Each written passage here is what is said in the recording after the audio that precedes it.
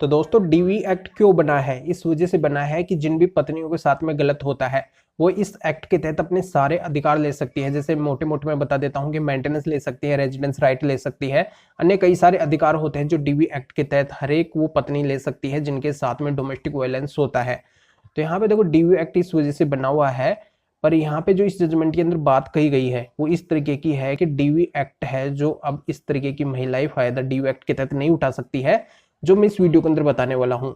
यानी कि अब है जो डीवी एक्ट का केस किसी के ऊपर भी नहीं चलेगा। यानी कि कैसे नहीं चलेगा, तो यही जानकारी इस वीडियो के अंदर मिलेगी। तो अंत तक आप बने रहिए, पूरी जानकारी आपको मिलने वाली है। पहले आप इस वीडियो को लाइक कर दीजिए, वीडियो को देखने के बाद में इस वीडियो को शेयर भी करना है। आपके इस चैनल को सब्सक्राइब नहीं किए हैं तो सब्सक्राइब करके बेल आइकन को भी दबा दीजिए। तो चलिए शुरू करते हैं।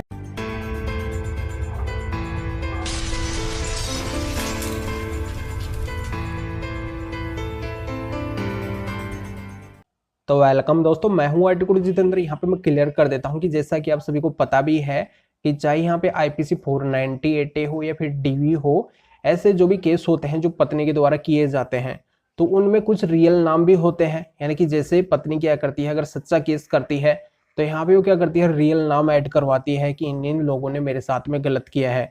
उन सभी के एविडेंस है जो पत्नी के पास में होते हैं। तो यहाँ पे जिन भी पत्नी के साथ में रियल में ऐसी घटना होती है, यानी कि सच में उसके ससुराल वाले अगर उसके साथ में गलत करते हैं, तो वो जो भी केस करती है उसके तहत उसको फायदा मिलता है, क्योंकि उसका ग्राउंड है जो पूरी तरह से मजबूत होता है।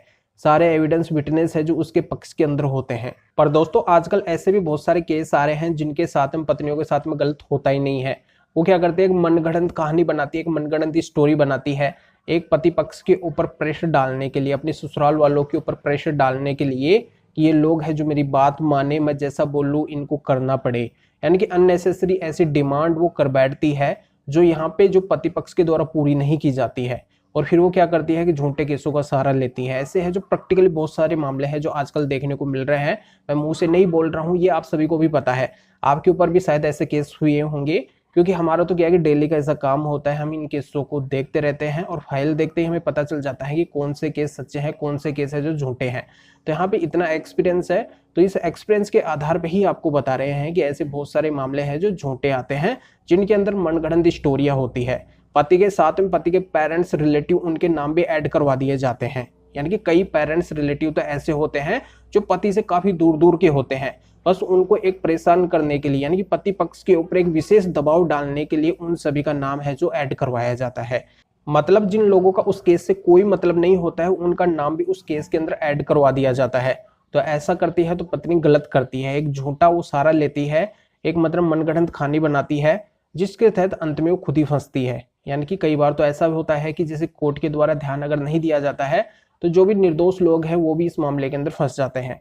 तो इसी के आधार पर माननीय सुप्रीम कोर्ट ने डीवी एक्ट के ऊपर एक ऐसा मामला दिया है, एक ऐसा जजमेंट दिया है जिसके तहत ये क्लियर हुआ है कि यहाँ पे जो भी लोग ऐसे हैं जिनका उस केस से कोई भी मतलब नहीं है, तो उनके ऊपर डीयू का केस है जो बिल्कुल भी नहीं चलेगा। यानी कि ऐसे जो भी सभी लोग हैं, अदर लोग हैं, उनके ऊपर डीयू का केस नहीं चलेगा जो यहाँ पे इस केस से कोई भी मतलब नहीं रखते हैं। यानी कि जो इस केस के अंदर इन्वॉल्व है, यानी कि जिनने रियल में उस पत्नी के साथ में गलत किया है, उनको तो खैर पनिशमेंट मिलेगी क्योंकि वो गलत है।